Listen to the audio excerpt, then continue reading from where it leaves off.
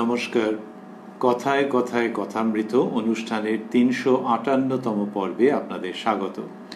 আপনারা এই অনুষ্ঠান দেখছেন প্রাণারাম বাংলা ইউটিউব চ্যানেলে, যেখানে সপ্তাহে ৬ দিন সোম থেকে শনিবার সম্প্রচারিত হয় কথায় কথায় কথামৃত, আর কোষ্ঠীপাথর প্রাণারাম ইউটিউব চ্যানেলে রবিবার থাকে শ্রী শ্রী মায়ের কথা। সবগুলি অনুষ্ঠানই শুরুর সময় রাত্রি ৯টা।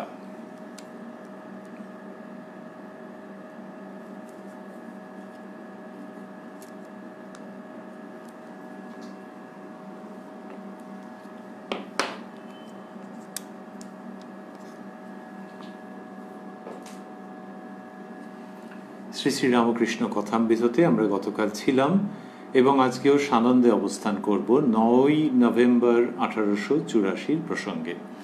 শ্রীরামকৃষ্ণ দক্ষিণেশ্বরে তাঁর ঘরটিতে বসে তাঁর স্বভাবসিদ্ধ অনুপম ভঙ্গিতে ধর্মপ্রসঙ্গ করছিলেন।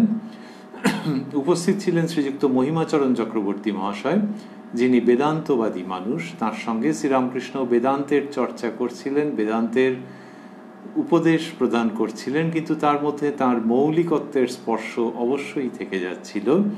আমরা যতটা পর্যন্ত শুনেছিলাম তার পরের অংশে আজকে প্রবেশ করব এবং দেখব যে শ্রীরামকৃষ্ণ ওই অদ্বৈত বেদান্তের চর্চার পরিপ্রেক্ষিতে ভক্তিভাবের কথা কি অসামান্যভাবে আনছেন এবং উপস্থাপন করছেন।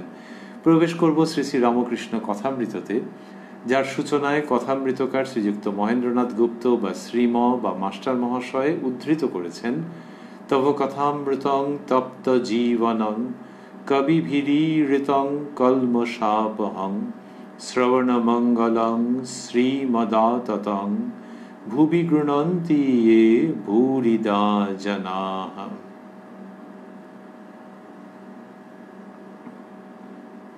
শ্রীরামকৃষ্ণ জ্ঞান পথের কথা আলোচনা করেছেন তো মহিমাচরণ বাবুর সঙ্গে, তারপরে এখানে ভক্তির প্রসঙ্গে আসছেন। আজকে আমরা সেইখানেই প্রবেশ করছি।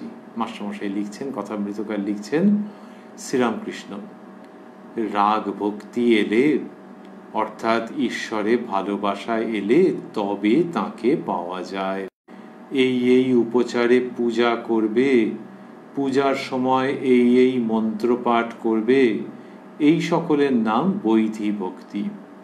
হতেও যেমন যেতেও তেমন।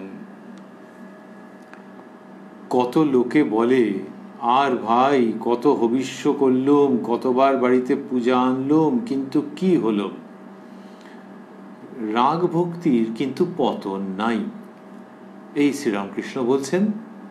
এবং তিনি এই পার্থক্যটিকে সুন্দর করে একাধিক ক্ষেত্রে উপস্থাপন করেছেন ও ব্যাখ্যা করেছেন যে রাগ ভক্তি একটি আর বৈধি ভক্তি একটি। বৈধি ভক্তি অর্থাৎ যেখানে ওই যে শ্রীরামকৃষ্ণ বলছেন এত জপ, এত ধ্যান করবে, এত যাগযজ্ঞ হোম করবে, এই উপচারে পূজা করবে, পূজার সময় এই মন্ত্রপাঠ করবে, এই সকলের নাম বৈধি ভক্তি। এটি আমাদের শাস্ত্রে, আমাদের পরম্পরায় কর্মকাণ্ড বলে পরিচিত।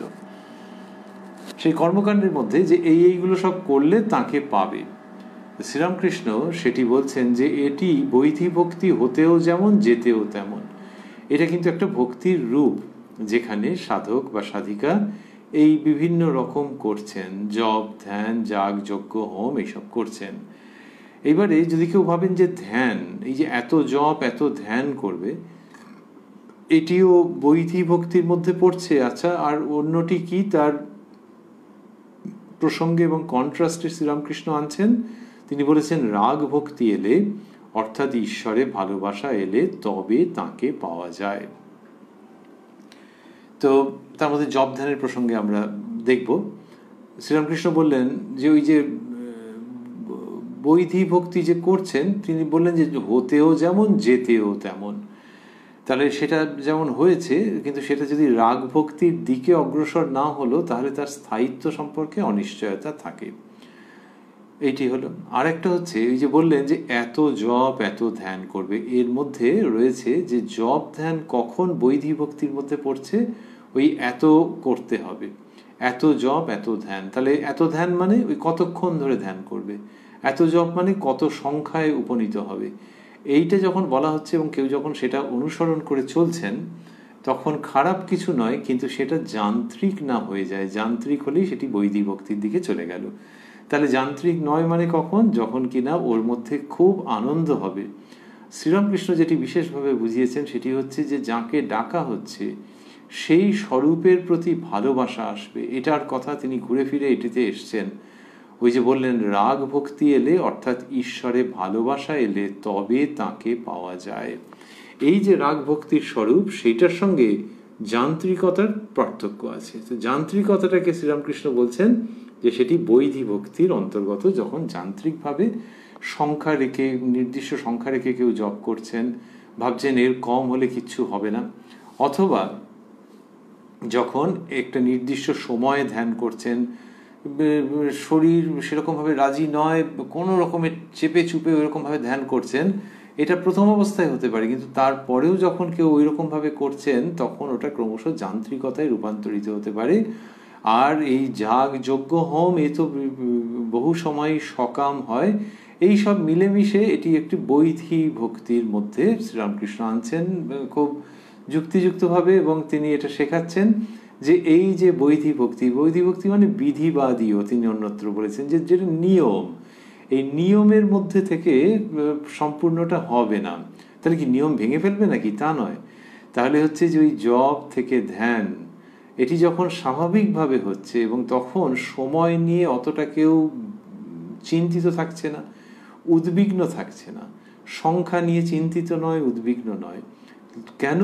তার কারণ হচ্ছে পরবর্তী ধাপে সে পৌঁছে গেছে। সেটি কি? তার দুটি দিক, একটি হচ্ছে যে তার উপরে ভালোবাসা, আরেকটি হচ্ছে যে নিরন্তর তার চিন্তায় স্বাভাবিকভাবেই মনের অভিনিবিষ্ট থাকা। এইটা যখন হচ্ছে এবং তার মধ্যে যখন ভালোবাসার জায়গাটি বিশেষভাবে শ্রীরামকৃষ্ণ উল্লেখ করছেন যে সেটি যখন থাকছে, তখন সেটি হচ্ছে রাগ ভক্তি। আর বৈধি ভক্তির লোকেদের কথা বলছেন, কত লোকে বলে আর ভাই কত হবিষ্য করলুম, কতবার বাড়িতে পূজা আনলুম, কিন্তু কি হলো? কি হলো মানে হচ্ছে যে সম্পত্তি বাড়লো কোথায়, ওর চাকরি হলো কোথায়, ওর শরীর আরো ভালো হয়ে গেল কোথায়, কি হলো? এই বৈধি ভক্তির মধ্যে যে সকাম ভাবটি আছে সেটির দিকে ইঙ্গিত রয়েছে। আবার অন্যও হতে পারে যে নিজের আধ্যাত্মিক উন্নতি কতটাই কি বা কি হলো, কিন্তু এখানে সকাম ভক্তির কথাই আছে বলে মনে হয়, কারণ এই যে বলছেন কতবার বাড়িতে পূজা আনলুম, তার মানে বেশ খরচাপাতি হলো, কিন্তু রিটার্নে কি বা পেলাম।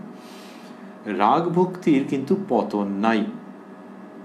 কাদের রাগ ভক্তি হয়? শ্রীরামকৃষ্ণ বলছেন যাদের পূর্বজন্মে অনেক কাজ করা আছে, অথবা যারা নিত্য সিদ্ধ। তা বললেন যে রাগ ভক্তি এই জন্মে তুমি দেখছো, তার মানে পূর্বজন্মে তার অনেক কিছু করা আছে। যাদের পূর্বজন্মে অনেক কাজ করা আছে, তার মানে সেইটার যে ফল সেটা এই জন্মে এসেছে, সেই ফল নিয়েই সে জন্মগ্রহণ করেছে, ফলের সম্ভাবনা নিয়ে জন্মগ্রহণ করেছে, এই জন্মে তার রাগ ভক্তি হলো। তাহলে এটা হচ্ছে একটা সম্ভাবনা যে যার কিনা পূর্বজন্মে করা আছে। অথবা যারা নিত্য সিদ্ধ, শ্রীরামকৃষ্ণ বলছেন যে তারা যুগ প্রয়োজনে আসেন, অবতার আদি বা তাদের সাঙ্গপাঙ্গ, এবং তারা সবসময় সিদ্ধ। প্রত্যেক যখনই তারা জন্মগ্রহণ করুন না কেন, যখনই তারা সিদ্ধ, তার ক্ষেত্রে রাগ ভক্তি দেখা যাবে শতোৎসারিত হচ্ছে। কিন্তু প্রথম দিকটিকেও শ্রীরামকৃষ্ণ খুব গুরুত্ব আরোপ করেছেন সেটির উপরে, যে আগের জন্মে করা আছে, এই জন্মে রাগ ভক্তি। বলছেন যেমন একটা পোড়ো বাড়ির বন জঙ্গল কাটতে কাটতে নল বসানো ফোয়ারা একটা পেয়ে গেল, যেমন একটা পোড়ো বাড়ির বন জঙ্গল কাটতে কাটতে নল বসানো ফোয়ারা একটা পেয়ে গেল। মাটি সুরকি ঢাকা ছিল, যাই সরিয়ে দিলে অমনি ফরফর করে জল উঠতে লাগলো। কি সুন্দর একটা ইঙ্গিতবাহী উদাহরণ, বেশ মজার আছে, এবং এর মধ্যে একটা গল্প গল্প ভাব আছে, গুপ্তধনের সংবাদ আছে, পেতে ইচ্ছে হয় গল্প শুনলে। পোড়ো বাড়ির বন জঙ্গল কাটতে কাটতে, তাহলে পোড়ো বাড়ি সংস্কার হচ্ছে, এসব বন জঙ্গল কাটতে কাটতে নল বসানো ফোয়ারা, তার মানে ফোয়ারাটা রয়েছে, নল টল সব দিয়ে রয়েছে ব্যবস্থা, মানে ওখান থেকে জল বেরোবে, কিন্তু কই হচ্ছে না তো। মাটি সুরকি ঢাকা ছিল, যাই সরিয়ে দিলে মানে যে মুহূর্তে সরিয়েছে অমনি ফরফর করে জল উঠতে লাগলো। তাহলে ওই রাগ ভক্তি উৎপন্ন হচ্ছে যখন কিনা এই জন্মে একটু আধটু যে মাটি সুরকি ছিল সেগুলোকে যখন সরিয়ে দেওয়া হয়েছে, তখনই ওটা হচ্ছে। কোথায়? পোড়ো বাড়ির বন জঙ্গল কাটতে কাটতে। তাহলে ওই মনের মধ্যে যখন কেউ অভিনিবেশ সহকারে সাধন করে যাচ্ছেন মন জঙ্গল, এই কাটতে কাটতে কি হয়েছে, নল বসানো ফোয়ারা আর মাটি সুরকি ঢাকা ছিল। তাহলে সেই সাধক বা সাধিকা গুরুর কৃপায় আগের জন্মের স্বীকৃতি বসে শক্তি হয়েছে, তিনি মাটি সুরকি যেটুকুনি ছিল ওটা সরিয়ে দিয়েছেন। আর সরিয়ে দিতে অমনি ফরফর করে জল উঠতে লাগলো। শ্রীরামকৃষ্ণ বলছেন যাই সরিয়ে দিলে অমনি ফরফর করে জল উঠতে লাগলো। এটি রাগ ভক্তি যখন হচ্ছে তখন এরকম। তাহলে এই জন্মে যে রাগ ভক্তি, কম বয়সেই রাগ ভক্তি হয়েছে। আগে একটা সাধারণ মানুষ ছিল, এমনি ভালো লোক ছিল, কিন্তু তার কি অপূর্ব অবস্থা। তার মানে হচ্ছে ওই যে আগের জন্মের ছিল, এবারেতে সেই বন জঙ্গল কাটতে কাটতে তারপরে নল বসানো ফোয়ারা আর ওই যেটা মাটি সুরকি ছিল সেটা সরিয়ে দিয়েছে। যাদের রাগ ভক্তি, ঠাকুর বলছেন যাদের রাগ ভক্তি তারা এমন কথা বলে না, ভাই কত হবিষ্য করলুম কিন্তু কি হলো। যারা নূতন চাষ করে তাদের যদি ফসল না হয় জমি ছেড়ে দেয়। খানদানি চাষা ফসল হোক আর না হোক আবার চাষ করবেই। তাদের বাপ পিতামহ চাষাগিরি করে এসেছে, তারা জানে যে চাষ করেই খেতে হবে। তাই এইটি বললেন যে রাগ ভক্তি যাদের, তারা they are enduring persons, they are enduring sadhakas and sadhikas, যে যত যাই হোক না কেন সমস্ত সহ্য করে যাচ্ছেন। কি সহ্য করে যাচ্ছেন? সাময়িক বিফলতা, দীর্ঘায়িত বিফলতা সমস্ত সহ্য করে যাচ্ছেন। যে ঈশ্বরের পথে অগ্রসর হতে পারছেন না, অভীষ্ট বস্তু লাভ করতে পারছেন না, কিন্তু তাই বলে ছেড়ে দেবেন নাকি? এই হচ্ছে রাগ ভক্তি। আর বলেছেন যে বৈধি ভক্তি ও আসতেও যেমন যেতেও তেমন। তো যাদের রাগ ভক্তি তারা কি, যারা বলছেন যে যারা নূতন চাষ করে তাদের যদি ফসল না হয় জমি ছেড়ে দেয়, যে আর চাষাবাদ করলো না। কিন্তু খানদানি চাষা, এই খানদানি চাষার দ্বারা অগ্রগণ্য সাধক সাধিকাকে বোঝাচ্ছেন যে তাদের মধ্যে ওই ভাবটা রয়েছে যে না ছাড়লে হবে না। এই ভাবটা এলো কি করে? ওই পূর্বজন্মের সংস্কার থেকে, যে লেগে পড়ে থাকতে হয়। তো তখন তারা আবার চাষ করবে, তার মানে আবারও তারা ধ্যান করবে, আবারও তারা গভীরভাবে মনোনিবেশ করবে, এবং এইটা করলে জানছে যে ওটা হবে। আর শ্রীরামকৃষ্ণ বক্তব্যের মধ্যে মজা আছে যে তাদের বাপ পিতামহ চাষাগিরি করে এসেছে, তারা জানে যে চাষ করেই খেতে হবে, অর্থাৎ আর কোনো বিকল্প নেই। সেই রকম সাধক বা সাধিকা যিনি উন্নত মনের অধিকারী, তিনি জানছেন যে এইটাই তার জীবনের পথ। This is his or her way of life. এইটাই জীবনের পথ, এর থেকে অন্য কিছু নয়। সুতরাং এর মধ্যেই থাকতে হবে। ওখানে হচ্ছে চাষ করে খেতে হবে, আর এখানে হচ্ছে এইভাবেই সাধন করে আনন্দের সঙ্গে বাঁচতে হবে। এছাড়া অন্য কোনো উপায় নেই। তো আনন্দ যদি নাও পাওয়া যায় আরও লেগে পড়ে থাকবো, এছাড়া অন্য কোনো রাস্তার প্রশ্নই নেই। খানদানি চাষার কথা বলে শ্রীরামকৃষ্ণ তীব্র আনন্দপূর্ণ এবং অবিচল সাধনার কথা বলছেন, যিনি বিচলিত হচ্ছেন না কোনোভাবে। এমনকি সাময়িক যে কতগুলো অপ্রাপ্তির ঢেউ আসছে সেগুলোর জন্য বিচলিত হচ্ছেন না। এই সমস্ত শ্রীরামকৃষ্ণ খানদানি চাষার উদাহরণ দিয়ে পরিস্ফুট করছেন। যাদের রাগ ভক্তি তাদেরই আন্তরিক, ঈশ্বর তাদের ভার লন। হাসপাতালে নাম লেখালে আরাম না হলে ডাক্তার ছাড়ে না। তো এখনকার দিনে হাসপাতাল অনেকের অভিযোগ থাকে, ও থাকে, তো সেটার প্রসঙ্গ আলাদা। কিন্তু আগেকার দিনের যেরকম ছিল যে হাসপাতালে যখন নাম লিখিয়েছ তখন আরোগ্য না হলে ছাড়বে না। আর এখনো যদি কেউ এরকম হাসপাতাল জানেন যে যেখানে ওই রকমভাবেই চিকিৎসা হয়, তাহলে সেইখান থেকে উদাহরণটা নিতে হবে, মেলাতে হবে। এত উদাহরণ যে যতক্ষণ না ভালো হচ্ছে ততক্ষণ ছাড়া হবে না। তো যাদের রাগ ভক্তি তাদেরই আন্তরিক, ঠাকুর বললেন ঈশ্বর তাদের ভার লন। যে আরোগ্য হবে মানে এই মায়া মোহ কামনা বাসনা আসক্তি এইগুলো যে বলা হয়, এগুলো হচ্ছে রোগ। এগুলো মানুষকে মুক্ত হতে দেয় না, নিত্যানন্দপূর্ণ হতে দেয় না। তো সেইখানে আরোগ্য হতে হবে, এবং সেইখানে ঈশ্বর স্বয়ং ভার নেন। এবং তিনি ওই একবার নাম লেখানো হয়েছে যখন হাসপাতালে নাম লেখালে, তেমনি ঈশ্বরকে যদি একবার কেউ ডাকেন এবং তার ভেতরে যদি রাগ ভক্তি থাকে তাহলে তিনি ভার লন। বললেন ঈশ্বর তাদের ভার লন। অর্থাৎ ওই যে খানদানি চাষা, তার যে হচ্ছে না কিন্তু সে লেগে পড়ে আছে, ও হবেই, কারণ ঈশ্বর স্বয়ং তার ভার নিয়েছেন। তাই ওই যে লেগে পড়ে আছে সেটাই হচ্ছে নাম লেখানো। তাই যখন নাম লিখিয়েছে সেই যার কিনা রাগ ভক্তি আছে, তখন আরাম না হলে ডাক্তার ছাড়ে না। শ্রীরামকৃষ্ণ এই কথাটি বললেন। তারপরে বলছেন, ঈশ্বর যাদের ধরে আছেন তাদের কোনো ভয় নাই। মাঠের আলের উপর চলতে চলতে যে ছেলে বাপকে ধরে থাকে সে পড়লেও পড়তে পারে যদি অন্যমনস্ক হয়ে হাত ছেড়ে দেয়, কিন্তু বাপ যে ছেলেকে ধরে থাকে সে পড়ে না। এটি দেখাচ্ছেন যে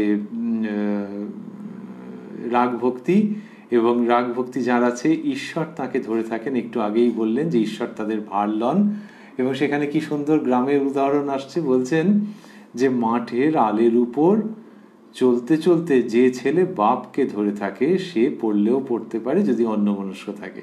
তাহলে ছেলে যখন বাবাকে ধরে আছে তখন যদি অন্যমনস্ক থাকে হোঁচট খেয়ে পড়ে গেল, হয়তো বাবা আর কি করে তাকে ধরবে, সেই তো বাবার হাতটা গ্রিপ করে রয়েছে। কিন্তু বাপ যে ছেলেকে ধরে থাকে সে পড়ে না। তার মানে ইঙ্গিত পরিষ্কার একেবারে দিনের আলোর মতো, যে যার বৈধি ভক্তি তিনি কি করেছেন, নিজের থেকে ধরবার চেষ্টা করেছেন। This is not bad. ওই যে ছেলে বাবাকে ধরে আছে তার মানে বাবার অনুগত, তা বৈধি ভক্তি যার, তার সেরকমভাবে তিনি গ্রিপ করবার চেষ্টা করেছেন। কিন্তু যদি অন্যমনস্ক হয়ে হাত ছেড়ে দেয় তখন সে পড়লেও পড়তে পারে। অন্যমনস্ক হয়ে হাত ছেড়ে দেওয়া মানে ওই কামনা বাসনার দিকে মন যাওয়া। ওই যে একটা সকাম ভক্তির প্রসঙ্গ আসছিল, ওই দিকে যদি মন গেল, অন্যমনস্ক হয়ে গেল, তাহলে পড়লেও পড়তে পারে। কিন্তু বাপ যে ছেলেকে ধরে থাকে সে পড়ে না। যার ভেতরে রাগ ভক্তি হয়েছে তার সেই অবস্থা আমাদের শাস্ত্রে, গীতায় এবং অন্যত্র বলা আছে, যোগক্ষেমং বহাম্যহম। তো ঈশ্বর সর্বতোভাবে তাকে ধরে থাকেন, তার কোনো ক্ষতি হতে দেন না, তার জীবনে কোনো রকমের লস তিনি আসতে দেন না, সেটি পারমার্থিক অর্থে তো বটেই। বিশ্বাসে কি না হতে পারে, শ্রীরামকৃষ্ণ বলছেন, বিশ্বাসে কি না হতে পারে, যার ঠিক তার সব তাতে বিশ্বাস হয়, সাকার নিরাকার রাম কৃষ্ণ ভগবতী। এই কথা বলছেন শ্রীরামকৃষ্ণ যে বিশ্বাসে কি না হতে পারে। তাই রাগ ভক্তির প্রসঙ্গেই বিশ্বাসের কথা এসছে, এবং সেখানে বলছেন যে বিশ্বাসে কি না হতে পারে, যার ঠিক তার সব তাতে বিশ্বাস হয়, সাকার নিরাকার রাম কৃষ্ণ ভগবতী। খুব মধুর উচ্চারণ, যে সাকার নিরাকার দুটোতেই তার বিশ্বাস থাকে, যার কিনা ওটা এসে যায়। তাহলে সাকারও বটে নিরাকারও বটে। শ্রীরামকৃষ্ণের জীবনের মধ্যে কতভাবেই তো এই সুমধুর সত্য উচ্চারিত যে যিনি নিরাকার তিনি সাকার। তো যার বিশ্বাস এসে গেছে তিনি ওই সাকার নিরাকার উভয়তেই বিশ্বাস রাখেন। এবং শুধু তাই নয়, সাকারের মধ্যেও কত রকম রূপ আছে, তো সাকার প্রকাশের মধ্যে সবেতেই বললেন রাম কৃষ্ণ ভগবতী। এটি বলবার পর নিজের জীবনের কি সুন্দর মজার এবং দৃষ্টান্তমূলক উদাহরণ দিচ্ছেন।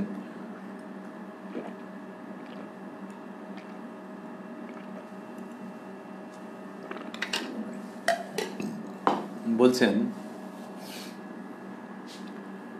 ও দেশে যাবার সময় রাস্তায় ঝড় বৃষ্টি এলো,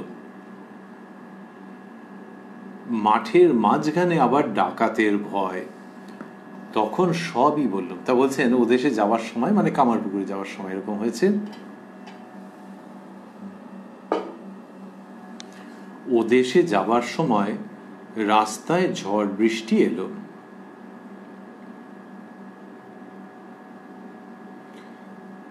এরকম রাস্তার মাঝখানে, কামারপুকুর যাওয়ার পথে যদি রাস্তার মাঝখানে ঝড় বৃষ্টি আসে, একালেই তো ভাবলে বেশ একটা অন্যরকমের অনুভূতি হচ্ছে যে সাংঘাতিক হয়ে যেতে পারে। আচ্ছা, তারপর কি হয়েছিল? ও দেশে যাবার সময় রাস্তায় ঝড় বৃষ্টি এলো, মাঠের মাঝখানে আবার ডাকাতের ভয়। তাহলে ঝড় বৃষ্টি এসছে, এবারে আস্তে আস্তে যাওয়া হচ্ছে, এদিকে আবার ডাকাতের ভয়, ওখানে কোথায় তাড়াতাড়ি করে পেরিয়ে যাওয়া হবে, এই দেখো ঝড় বৃষ্টি এসে গেছে। তখন সবই বললুম, মানে ঠাকুর মনে মনে সব বা কিছুটা উচ্চৈস্বরে দেবদেবীর নাম করেছেন। বলছেন তখন সবই বললুম, রাম কৃষ্ণ ভগবতী, আবার বললুম হনুমান। আচ্ছা, সব বললুম এর মানে কি? এই সব রকম দেবদেবীর নাম নিয়েছেন। তো এমনিতে মনে হতে পারে যে ভয় পেয়ে সব রকম দেবদেবীর নাম নিয়েছেন, হ্যাঁ হতে পারে। আবার সব রকম দেবদেবীতে তার বিশ্বাস আছে, সেই জন্য সকলের নাম নিচ্ছেন। একজনের নামের থেকে অন্যজনের নাম আলাদা তা নয়। শ্রীরামকৃষ্ণের এই যে উপস্থাপনাগুলো, এগুলো এমন একটা ম্যাজিক স্পেসে আছে যেগুলোকে বাচ্চা ছেলের কাছে পরিবেশনের মতো গল্প ভাবা যেতে পারে, আবার জ্ঞান ভক্তি বুদ্ধি বিদ্যায় যিনি খুব অগ্রগণ্য, যিনি বা যারা, তাদের কাছেও অবশ্য অবশ্য পরিবেশন করা যায় বা পরিবেশন করার প্রয়োজন।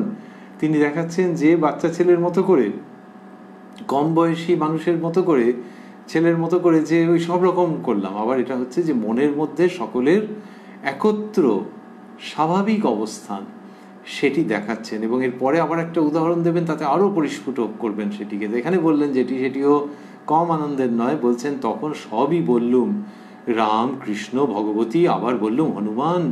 আচ্ছা, সব বললুম, এর মানে কি? তো তার মানে হচ্ছে যে যিনি বোঝবার তিনি বুঝে নিন যে এর মানে কি। তারপর বলছেন, কি জানো, যখন চাকর বা দাসী বাজারের পয়সা লয়,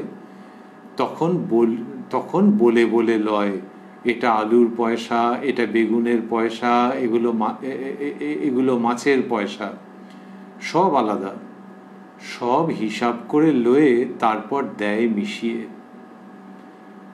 কি outright smart and brief and powerful and precise example. অসাধারণ, ভাবা যায় না মনে হয় এক এক সময় যে যে বাজার করতে যাচ্ছে সে সব রকম বলতে যাচ্ছে, এটা মাছের পয়সা, এটা আলুর পয়সা, এটা ওটা, সেই সমস্ত হিসেব করে নিয়ে সব মিশিয়ে দিল। তাহলে হিসেব করে নেওয়ার দরকার ছিল, আবার মিশিয়ে দেওয়াটারও দরকার আছে, এবং ওইটা স্বাভাবিক। সেই রকম শ্রীরামকৃষ্ণ বলছেন যে যার বিশ্বাস আছে সে সমস্ত দেবদেবীর ভাবকে নেয়, যখন নেয় তখন ওই দেবদেবীর কথা সে ভাবে, তো ওই দেবতা বা ওই দেবীর কথা। যখন রামের কথা ভাবছে রামের কথা, যখন কৃষ্ণলীলা ভাবছে তখন কৃষ্ণলীলা, তারপর মনের মধ্যে সব মিশিয়ে নিচ্ছে। কি অপূর্ব উদাহরণ!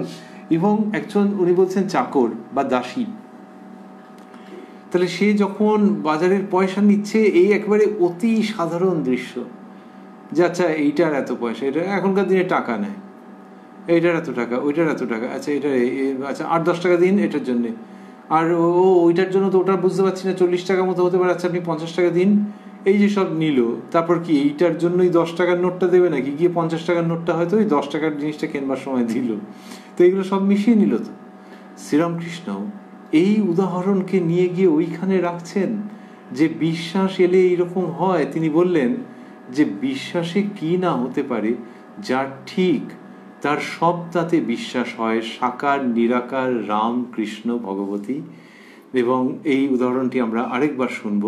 কি জানো, যখন চাকর বা দাসী বাজারের পয়সা লয়, তখন বলে বলে লয়, এটা আলুর পয়সা, এটা বেগুনের পয়সা, এগুলো মাছের পয়সা। একটু কস্টলি তো বেশি, সব আলাদা, সব হিসাব করে লয়ে তারপর দেয় মিশিয়ে। তারপর বলছেন, ঈশ্বরের উপর ভালোবাসা এলে কেবল তাঁরই কথা কইতে ইচ্ছা করে, যে যাকে ভালোবাসে তার কথা শুনতে ও বলতে ভালো লাগে। তো বললেন যে ঈশ্বরের উপর যখন ভালোবাসা আসছে তখন তাঁরই কথা কইতে ইচ্ছা করে। এইটা শ্রীরামকৃষ্ণ যে বলছেন, এর দুটো দিক আছে, যে ঈশ্বরের উপর ভালোবাসা এলে তাঁর কথা বলতে ইচ্ছে করবে, এটা তো একদম পরিষ্কার। আরেকটি দিক হচ্ছে যে যখন তার কথাই বলতে ইচ্ছে করবে, অন্য কোনো দিকের কথা বলতে ইচ্ছে করবে না, তখন বুঝবে ঠিক ঠিক হচ্ছে। শ্রীরামকৃষ্ণ বলছেন যে সাধুকে, তখন বলছেন যার মন প্রাণ অন্তরাত্মা ঈশ্বরে গত হয়েছে, যিনি ঈশ্বরীয় কথা বই কথা কন না, যিনি স্ত্রীলোককে মাতৃদৃষ্টিতে দেখেন, আর সর্বভূতে তিনিই আছেন জেনে সকলের সেবা করেন, মোটামুটি এইগুলি সাধুর লক্ষণ। যিনি স্ত্রীলোককে ঐহিক চক্ষে দেখেন না, এরকম বলেছেন, ওই আর কি মাতৃভাবে দেখেন। তো সেখানে বলছেন যে যিনি ঈশ্বরীয় কথা বই কথা কন না, তো এই ঈশ্বরের উপর ভালোবাসা এসে গেছে তখন এরকম করছেন। তার মানে একজন, আর উল্টো দিক থেকে দেখতে গেলে, যে একজন মানুষ যদি ঘুরে ফিরে ঈশ্বরীয় প্রসঙ্গে আসেন, তখন লোকে বলবে যে এর ভেতরের ভাবটা ওই রকমই, এ সাধু লোক। ঈশ্বরের উপর ভালোবাসা এলে কেবল তাঁরই কথা কইতে ইচ্ছা করে, যে যাকে ভালোবাসে তার কথা শুনতে ও বলতে ভালো লাগে। তার মানে অন্য কোনো দিকের প্রসঙ্গের মধ্যে সে যাবে না। আজকের আবহাওয়া কেমন, দেশের অবস্থা কীরকম বুঝছেন, এবারে কারা বেশি শক্তিশালী, এই সবগুলো একদম তার ভালো লাগবে না। সেই ব্যক্তি ঈশ্বরীয় কথার মধ্যে ঘুরে ফিরে আসবে। যদি কেউ অন্য প্রসঙ্গ তোলেও তাহলে সেইটিকে সে একেবারে অতি দ্রুত ঈশ্বরীয় দিকে নিয়ে আসবে কোনো না কোনোভাবে। এবং ঈশ্বরীয় দিকে নিয়ে এলে কি মজা কমে গেল, আনন্দের জায়গা না। এইবারেই তো যথার্থ আনন্দ এলো, যে আনন্দ পরনিন্দা পরচর্চার মধ্যে নয়, অন্যের সমালোচনা করবার মধ্যে নয়, কিন্তু এমন একটি বস্তুকে নিয়ে, এমন একটি ভাবকে নিয়ে যেটি অক্ষয়, যেটি মানুষকে উন্নত করে, সমৃদ্ধ করে, তার অভীষ্ট লক্ষ্যের দিকে নিয়ে যায়। তো শ্রীরামকৃষ্ণ বললেন যে ঈশ্বরের উপর ভালোবাসা এলে কেবল তাঁরই কথা কইতে ইচ্ছা করে, যে যাকে ভালোবাসে তার কথা শুনতে ও বলতে ভালো লাগে। বলে সংসারী মানুষদের কথা বলছেন মজা করে। সংসারী লোকদের ছেলের কথা বলতে বলতে লাল পড়ে, সংসারী লোকদের ছেলের কথা বলতে বলতে লাল পড়ে। যদি কেউ ছেলের সুখ্যাত করে তো অমনি বলবে, ওরে তোর খুড়োর জন্য পা ধোবার জল আন। সংসারী মানুষের এইরকম অবস্থা হয়। শ্রীরামকৃষ্ণ এটি বলছেন। আরো উদাহরণ দিচ্ছেন, যারা পায়রা ভালোবাসে তাদের কাছে পায়রার সুখ্যাত করলে খুব খুশি। তার মানে পায়রা পোষা টোষা, পায়রার খাবার দাবার এসব নিয়ে বললে ওরে বাবা তার দারুণ মনের মতো। আর অন্যরকম, যদি কেউ পায়রার নিন্দা করে তাহলে বলে উঠবে, তোর বাপ 14 পুরুষ কখনো কি পায়রার চাষ করেছে? এটা দেখাচ্ছেন যে যে কিনা বিষয়ের মধ্যে আছে ওই সব নিয়েই থাকে আর কি, আর ওইটার থেকে এদিক ওদিক হলে ভয়ঙ্কর চড়ে মুটে যায়। ঠাকুর মাস্টারমশাই লিখছেন, ঠাকুর মহিমাচরণকে বলিতেছেন, কেননা মহিমা সংসারী। এবারে তিনি মহিমাচরণ বাবুকে এটি বলবেন।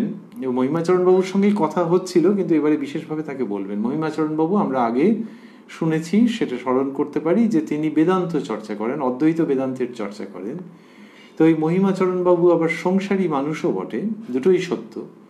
তা তাকে, তার ওরকম ধারণা ছিল যে সংসার তাহলে ত্যাগ করতে হবে কিনা, এরকম আগে তিনি প্রকাশ করেছেন কতক কতক।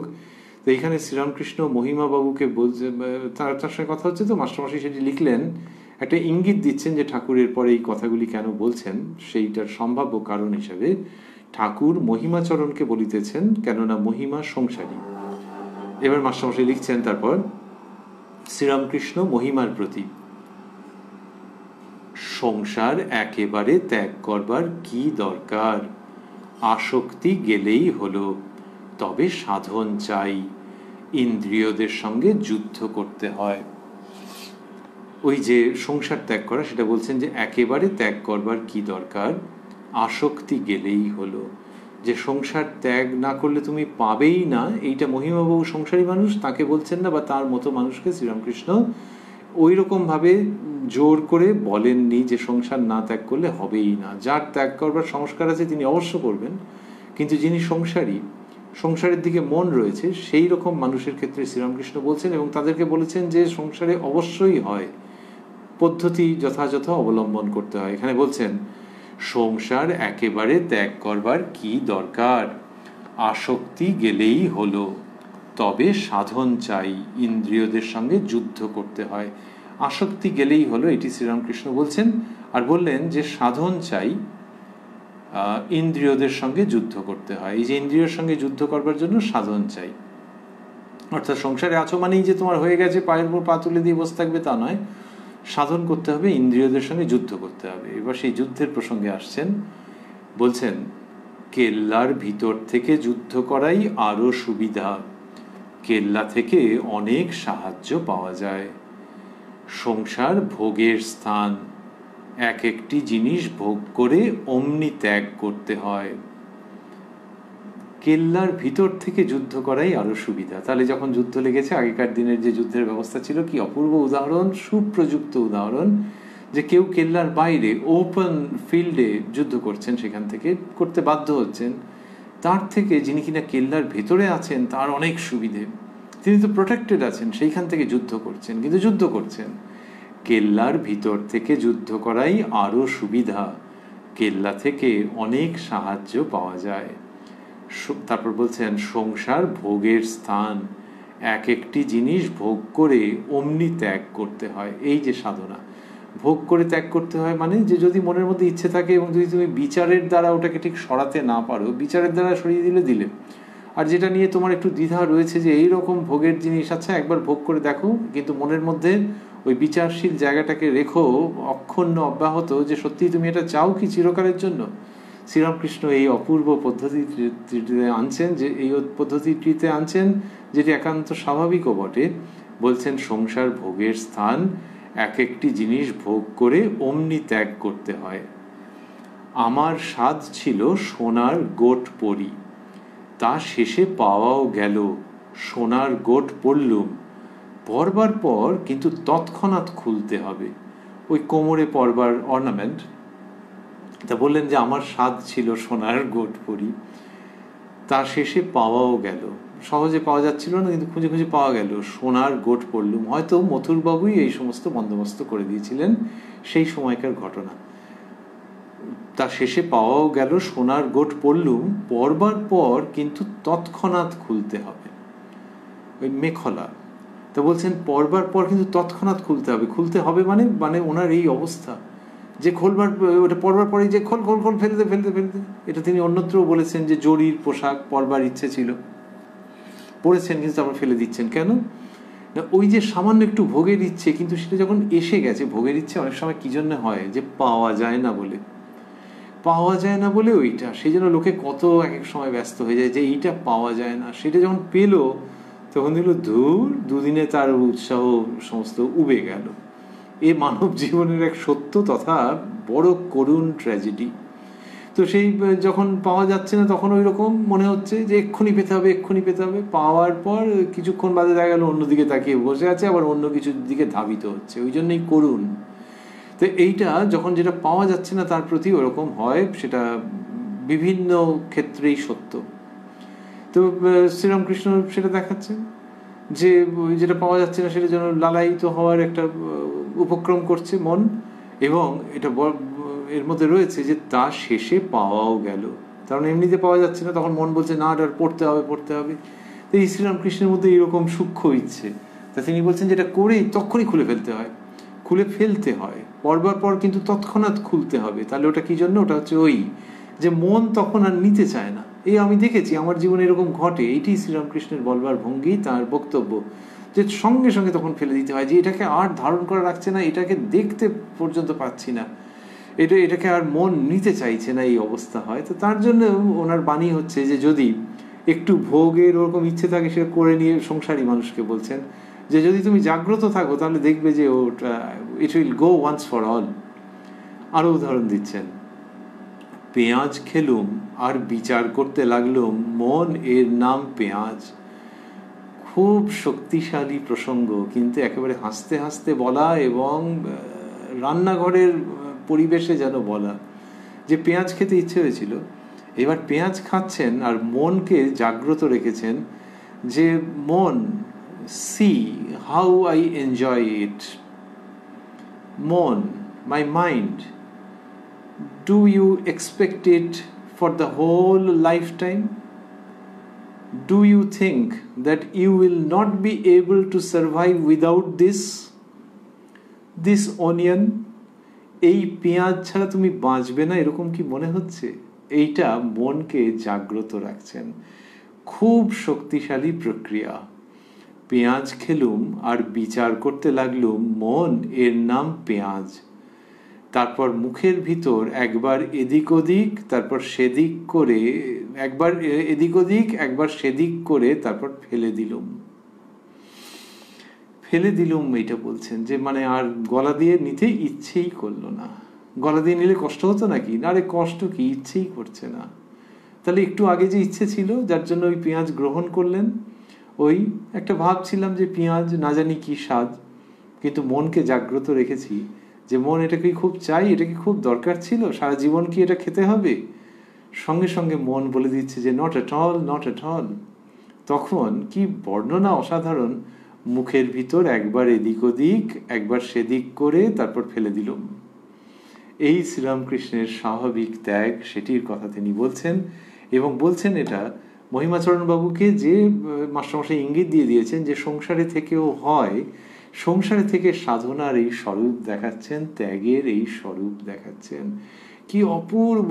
কথায় কথায় তিনি কথামৃত বিতরণ করছেন এবং তিনি ত্যাগের পন্থা পদ্ধতিও বলছেন। ত্যাগের পন্থা পদ্ধতি যে বলছেন সেটি ওই ঈশ্বর প্রেম বর্ণনার মতনই বর্ণে বর্ণে অমৃত হয়ে বর্ষিত হচ্ছে। আমরা রয়েছি উদ্বোধন কার্যালয়ে প্রকাশিত শ্রী শ্রী রামকৃষ্ণ কথামৃতের 703 পৃষ্ঠায়, রয়েছি 9 নভেম্বর 1884 প্রসঙ্গে, রয়েছি দক্ষিণেশ্বরে শ্রীরামকৃষ্ণের পূত সান্নিধ্যে। তাঁরই কৃপা সাপেক্ষে আগামীকাল আপনারা আমরা আবার মিলিত হব এই কথায় কথায় কথামৃত অনুষ্ঠানে, প্রাণারাম বাংলা ইউটিউব চ্যানেলে, যেখানে সপ্তাহে 6 দিন সোম থেকে শনিবার সম্প্রচারিত হয় এই অনুষ্ঠানটি কথায় কথায় কথামৃত। আর কোষ্ঠীপাথর প্রাণারাম ইউটিউব চ্যানেলে রবিবার থাকে শ্রী শ্রী মায়ের কথা। সবগুলি অনুষ্ঠানই শুরুর সময় রাত্রি 9টা।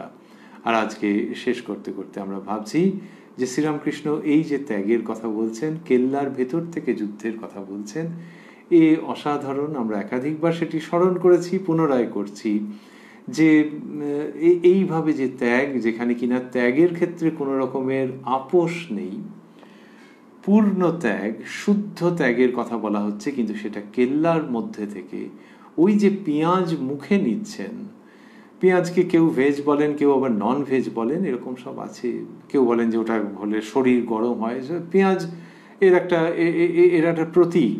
তো পেঁয়াজ মুখে নিচ্ছেন, নিয়ে একবার এদিক একবার ওদিক করে তারপর ফেলে দিচ্ছেন। এই যে সংসারের মধ্যে থেকে ভোগ্য বস্তুকে ত্যাগ করবার উদাহরণ দিচ্ছেন শ্রীরামকৃষ্ণ, সেইটির কথা বলছেন। আবার তার আগে বলেছেন যে ওই সোনার গোট পড়ার প্রসঙ্গ।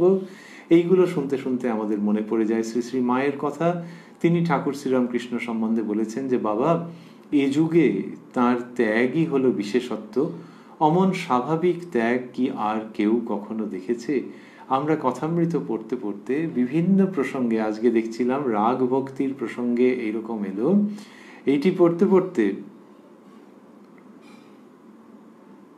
দেখছি যে শ্রীরামকৃষ্ণের মধ্যে ওই রকম ত্যাগ, যেটিকে তিনি এত স্বাভাবিকভাবে পরিবেশন করছেন, নিজের জীবনের আলোকে পরিবেশন করছেন, তাতে শ্রী শ্রী মায়ের ওই দিকদর্শক উক্তিটি আমাদের মনে পড়ছে। আর যে কালে শ্রীরামকৃষ্ণ এরকম রাগ ভক্তির উচ্চ মহিমা বর্ণনা করলেন, যে ভক্তি পথে ওইটি দিকে অগ্রসর হতে হবে, ওইটিকে লক্ষ্য করে, সেখানে আমরা ভাবছি যে শ্রীরামকৃষ্ণ যে ভক্তি ভাবনার পরিবেশ সৃষ্টি করেছেন, তাতে তার প্রতিও আমাদের যে ভক্তি, সেটি যেন কালে কালে রাগ ভক্তির রূপ নেয়, এটি তার কাছে প্রার্থনা। যে যাগ যজ্ঞ ইত্যাদি করে তার ফল মানুষ নানানভাবে প্রাপ্ত হতে পারে, কিন্তু শ্রীরামকৃষ্ণ বোঝাচ্ছেন যে, এবং উপদেশ দিচ্ছেন, কত জীবন্ত দৃষ্টান্ত দিচ্ছেন, যে ভগবানের উপর, ভগবতীর উপর রাগ ভক্তি হওয়াটা খুব দুর্লভ। যে তিনি মুক্তি দিতে পারেন কিন্তু ভক্তি দিতে কাতর হন। তাই কাতর হন মানে ওটাকে বেশ একটু ওইরকম ভাবে বলা, আনন্দের সঙ্গে মজা করে যেন কতকটা বলা, যে ভক্তি ব্যাপারটা পাওয়া কিন্তু সহজ নয়। সেটি আমাদের পরম্পরার মধ্যে আছে, গানের মধ্যে আছে, ভক্তির সঙ্গীতে, ভক্তির উচ্চারণের মধ্যে আছে বিভিন্নভাবে। আর শ্রীরামকৃষ্ণের ক্ষেত্রে তো এটি 100% সত্য, যে তার প্রতিও যেন কোনো উদ্দেশ্যবিহীন ভক্তি, কোনো উদ্দেশ্যবিহীন অনুরাগ সেটি আসে, সেই রাগ ভক্তি যেন তার প্রতি আসে, এটি একান্ত প্রার্থনা।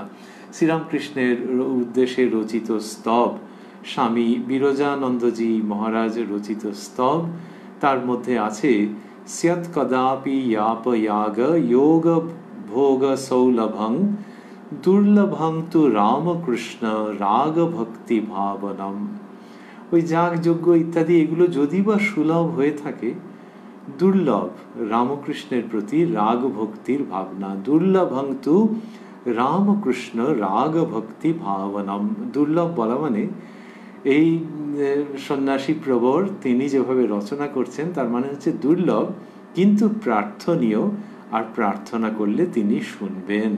শ্রীরামকৃষ্ণের প্রতি আমাদের সেই প্রার্থনা এই সূত্রেই যেন উচ্চারিত হচ্ছে।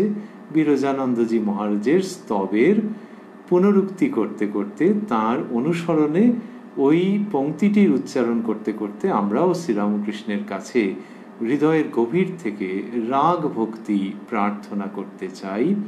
দুর্লভংতু রামকৃষ্ণ রাগ ভক্তি ভাবনাম। পুনরায় স্যৎ কদাপি জাপ याग योग भोग सौलभं दुर्लभं तु रामकृष्ण राग भक्ति भावनम।